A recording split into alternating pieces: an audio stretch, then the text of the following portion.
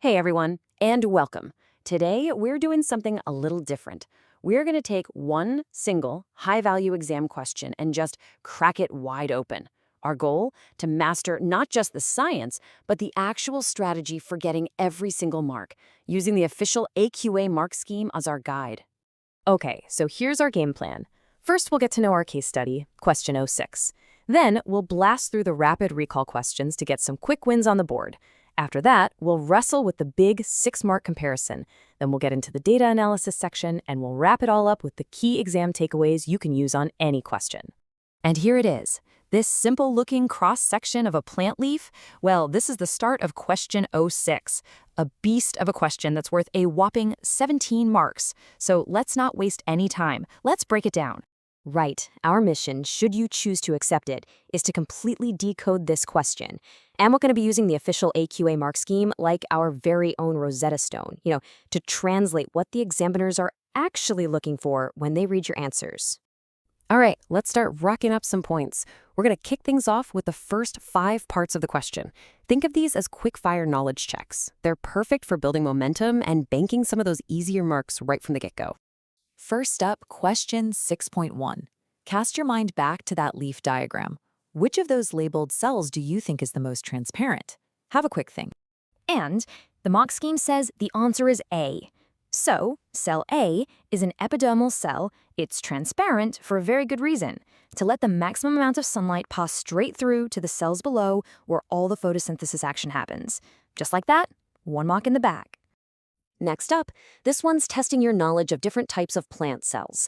So what structure do you find in a leaf cell that's busy photosynthesizing, but you won't find in a root hair cell, which, lives underground in the dark? The answer is, of course, chloroplasts. But hang on, look at that crucial note from the examiner. They will ignore chlorophyll. See, chlorophyll is the pigment inside the chloroplast. The question asks for the cell's structure. This is a perfect example of why being super precise with your scientific language is so important. Okay, let's keep this rhythm going. Question 6.3 is asking you to name the very specific cells that are in charge of controlling how much water the plant loses. And the answer is guard cells. And look, another crucial note on the mark scheme. Ignore stomata. Why? Because the stomata are the pores themselves, the little holes. The guard cells are the structures that actually open and close them. The question asks for the cells. You've got to name the cells. All right, question 6.4 wants the proper scientific term that describes that entire journey of water through the plant, from root to leaf. What's it called? The correct term is transpiration stream. You see, just writing transpiration isn't quite good enough here. Transpiration is specifically the loss of water from the leaves. The transpiration stream describes that whole continuous column of water moving through the plant. It's that tiny bit of extra precision that gets you the mark. And here's the last of our rapid recall questions. It's a multiple choice one, all about the factors that affect transpiration. So which of these things would actually slow down water loss? The correct answer is increased humidity. And that's because when the air around the leaf is already full of water vapor, there's less of a difference, or a shallower concentration gradient, between the inside and the outside. So water diffuses out much more slowly. And that's it. 5 questions, 5 marks secured. A great start. Okay, now for the heavyweight champion of this question, the 6-mark comparison of Xylem and Phloem. This is where throwing down a few keywords just won't cut it. It's all about structure and detail. So to get into that top mark band, that's a level 2 for 4 to 6 marks. You can't just list facts about one, then facts about the other. The mark scheme is telling us you have to make explicit comparisons. You need to clearly explain how they are different or similar. That's the secret sauce the examiners are looking for. And this table here basically shows you the menu of all the possible points you could make. You could compare the fact that Xylem is made of dead cells while Phloem is living. You could contrast what they transport, water and minerals versus dissolved sugars. Or you could talk about the direction of flow, one-way traffic in the Xylem, but a two-way street in the Phloem. But wait, right at the bottom of the mark scheme, there's this absolute golden rule. It says, to get a level 2 answer, you must talk about both structure and function. This is massive. You could write the world's most beautiful comparison of their structures, but if you don't mention function, you're capped at 3 marks. Knowing this is the real key to unlocking the top grades. Okay, let's move on and nail the final part of question 06. We're shifting gears now from pure knowledge recall to applying our skills to a graph. Time to do some data interpretation.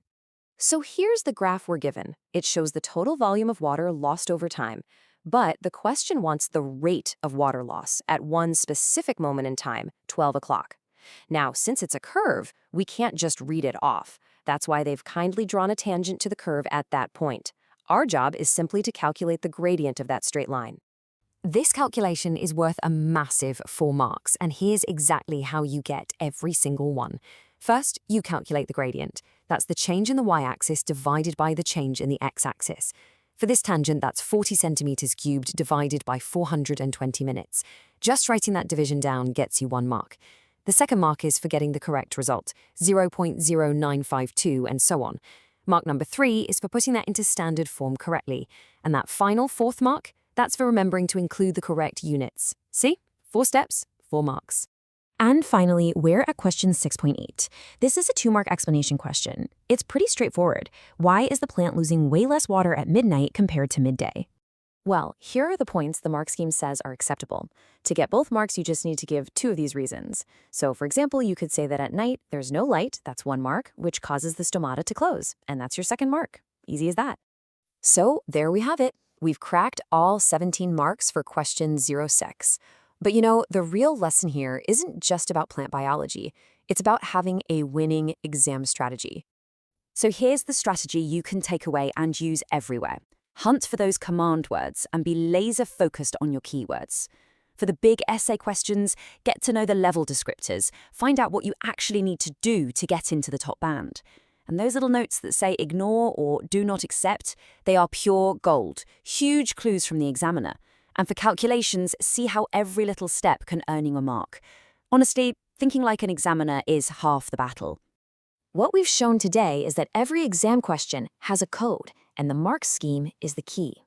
Once you start thinking this way, you can approach any question with confidence because you know exactly what you need to do to earn the marks. So the only question left is, which one are you going to decode next?